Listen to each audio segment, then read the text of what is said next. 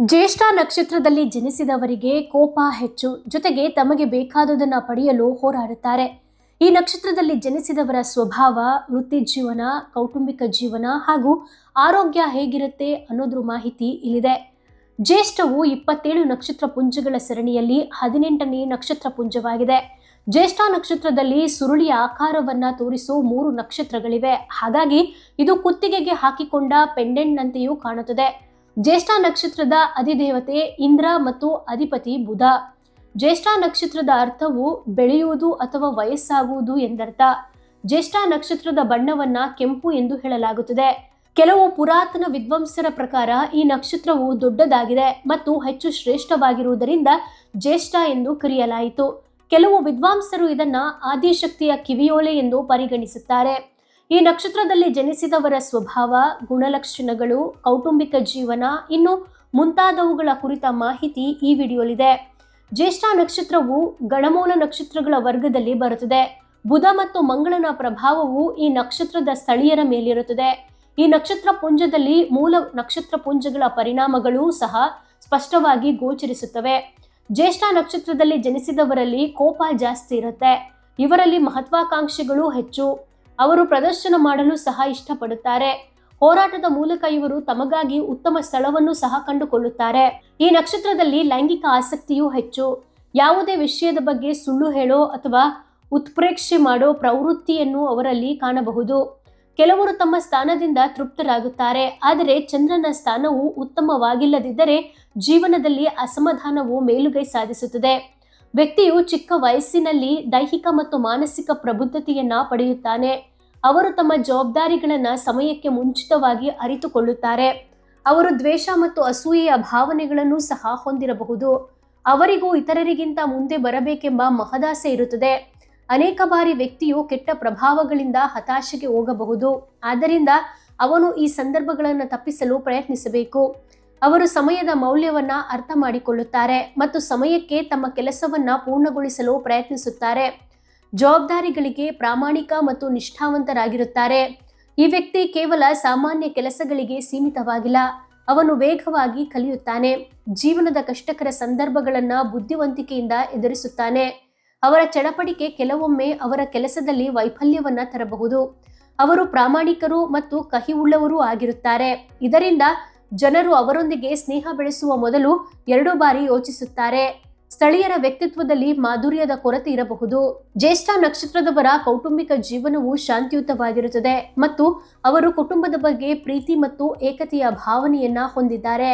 ಆದರೆ ಕುಟುಂಬದಿಂದ ಪ್ರೀತಿಯನ್ನ ಪಡೆಯಲು ಸಾಧ್ಯವಾಗುವುದಿಲ್ಲ.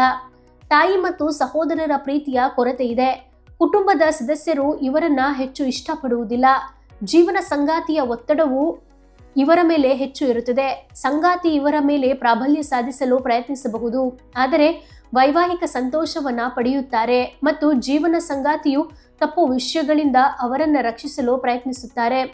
ಬಹುಶಃ ಅದಕ್ಕಾಗಿಯೇ ಅವರ ನಡವಳಿಕೆಯು ಪ್ರಾಬಲ್ಯ ತೋರಬಹುದು. ಕೆಲವೆಡೆ ದಾಂಪತ್ಯ ಜೀವನದಲ್ಲಿ ನೆಮ್ಮದಿಯ ಕೊರತೆಯೂ ಇದೆ. ಮಕ್ಕಳ ಸಂತೋಷದಲ್ಲಿ ಇಳಿಕೆಯಾಗಬಹುದು.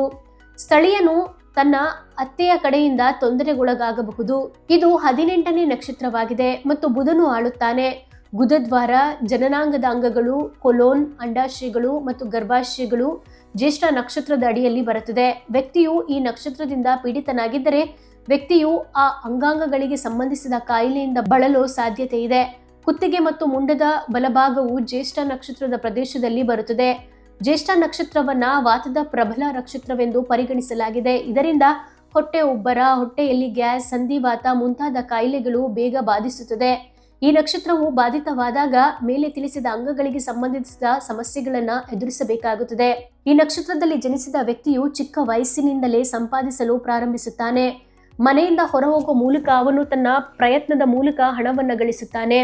ವೃತ್ತಿ ವ್ಯಾಪಾರ ಕ್ಷೇತ್ರದಲ್ಲಿ ಅವರ ಪ್ರಾಮಾಣಿಕತೆಯ ಬಲದ ಮೇಲೆ ಅವರು ಮುಂದುವರಿಯಲು ಉತ್ತಮ ಅವಕಾಶಗಳನ್ನು ಸಹ ಪಡೆಯುತ್ತಾರೆ. ವ್ಯಕ್ತಿಯು ಭದ್ರತೆಗೆ ಸಂಬಂಧಿಸಿದ ಕೆಲಸದಲ್ಲಿ ಉತ್ತಮವಾಗಿ ಮಾಡಬಹುದು. ಸರ್ಕಾರಿ ನೌಕರ ಮತ್ತು ವ್ಯವಸ್ಥಾಪಕ, ನಿರ್ವಾಹಕರ ಕೆಲಸವನ್ನು ಸಹ ಉತ್ತಮ ರೀತಿಯಲ್ಲಿ ಮಾಡುತ್ತಾನೆ. ವರದಿಗಾರ, ದೂರದರ್ಶನದಲ್ಲಿ ಕೆಲಸ ಮಾಡುವುದರಿಂದ ಕಲಾವಿದ, ಓದುಗ, ನಟ, ಇಂಟರ್ಪ್ರಿಟರ್, ಕತೆ ಹೇಳುವವರ ರೂಪದಲ್ಲಿ ಉತ್ತಮವಾಗಿ ಕೆಲಸ ಮಾಡಬಹುದು. ಟ್ರೇಡ್ ಯೂನಿಯನ್ನ ಸಕ್ರಿಯ ಅಧಿಕಾರಿಯಾಗಬಹುದು. ನಾಯಕನು ಸಿಸ್ಟಮ್ ಮತ್ತು ರಹಸ್ಯ ವಿಭಾಗದಲ್ಲಿ ಕೆಲಸ ಮಾಡಬಹುದು. ಸೈನ್ಯ, ವಿಪತ್ತು ನಿರ್ವಹಣೆ, ದೂರಸಂಪರ್ಕ ಕೆಲಸ, ಬಾಹ್ಯಾಕಾಶ ಸಂವಹನ ವ್ಯವಸ್ಥೆಗೆ ಸಂಬಂಧಿಸಿದ ಕೆಲಸ, ವೈದ್ಯರು ಮತ್ತು ಶಸ್ತ್ರಚಿಕಿತ್ಸಕರಿಗೆ ಸಂಬಂಧಿಸಿದ ಕೆಲಸಗಳಲ್ಲೂ ಒಂದು ಕೈ ನೋಡಬಹುದು. ಅವರು ರಿಯಲ್ ಎಸ್ಟೇಟ್ ವ್ಯವಹಾರದಿಂದ ದೊಡ್ಡ ಲಾಭವನ್ನು ಗಳಿಸುವುದರಿಂದ ಅವರು ಅತ್ಯುತ್ತಮ ವಿತರಕರು ಮತ್ತು ಗುತ್ತಿಗೆದಾರರು ಎಂದು ಸಾಬೀತುಪಡಿಸಬಹುದು. ಪ್ರಸಿದ್ಧ ಬಿಲ್ಡರ್ಗಳಾಗಬಹುದು. ಈ ನಕ್ಷತ್ರದ ಜನರು ರಾಜಪ್ರಭುತ್ವದ ಸ್ವಭಾವದವರು ಮತ್ತು ಐಷಾರಾಮಿ ಜೀವನವನ್ನ ನಡೆಸುತ್ತಾರೆ. ಲಗ್ನ ಅಥವಾ ಚಂದ್ರನು ಜ್ಯೇಷ್ಠ ನಕ್ಷತ್ರದ ಮೊದಲ ಹಂತದಲ್ಲಿ ಬಂದರೆ ಅಂತಹ ವ್ಯಕ್ತಿಯು ಬುದ್ಧಿವಂತ ಮತ್ತು ಹೃದಯವಂತಿಕೆಯಲ್ಲಿ ಶ್ರೀಮಂತನಾಗಿರುತ್ತಾನೆ.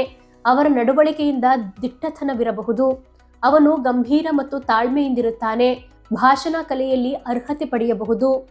ಲಗ್ನ ಅಥವಾ ಚಂದ್ರನು ಜ್ಯೇಷ್ಠ ನಕ್ಷತ್ರದ 2ನೇ ಹಂತದಲ್ಲಿದ್ದರೆ ವ್ಯಕ್ತಿಯು ಹೆಚ್ಚು ಕೋಪಗೊಳ್ಳುತ್ತಾನೆ. ಕಣ್ಣುಗಳಲ್ಲಿ ಉತ್ಸಾಹ ಇರಬಹುದು.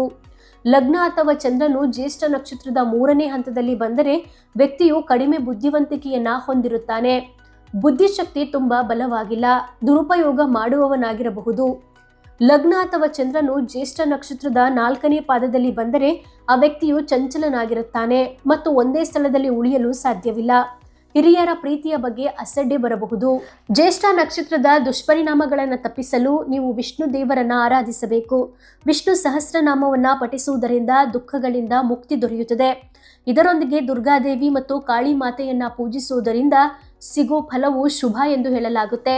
ಜ್ಯೇಷ್ಠ ನಕ್ಷತ್ರದಲ್ಲಿ ಚಂದ್ರನು ಸಾಗುತ್ತಿರುವಾಗ ಜ್ಯೇಷ್ಠ ನಕ್ಷತ್ರದವರು ಓಂ ಧಾಮ್ ಎಂಬ ಬೀಜ ಮಂತ್ರವನ್ನ ಪಠಿಸುವುದು ಉತ್ತಮ ಫಲಿತಾಂಶಗಳನ್ನು ನೀಡುತ್ತೆ. ಕೆಂಪು, ನೀಲಿ, ಹಸಿರು, ಕಪ್ಪು ಮತ್ತು ಆಕಾಶ ನೀಲಿ ಬಣ್ಣಗಳ ಬಳಕೆ ಸ್ಥಳೀಯರಿಗೆ ಶುಭ. ಅಂದಹಾಗೆ ನೀವು ಕೂಡ ಜ್ಯೇಷ್ಠ ನಕ್ಷತ್ರದವರ. ಈ ಕುರಿತು ನಿಮ್ಗೆ ಅನಿಸ್ತು ತಪ್ಪದೆ ಕಮೆಂಟ್ ಬಾಕ್ಸಲ್ಲಿ ಕಮೆಂಟ್ ಮಾಡಿ ತಿಳಿಸಿ. ವಿಡಿಯೋ ಇಷ್ಟ ಆದರೆ ಲೈಕ್ ಮಾಡಿ, ಮ್ಯಾಕ್ಸಿಮಮ್ ಶೇರ್ ಮಾಡಿ. ಧನ್ಯವಾದಗಳು.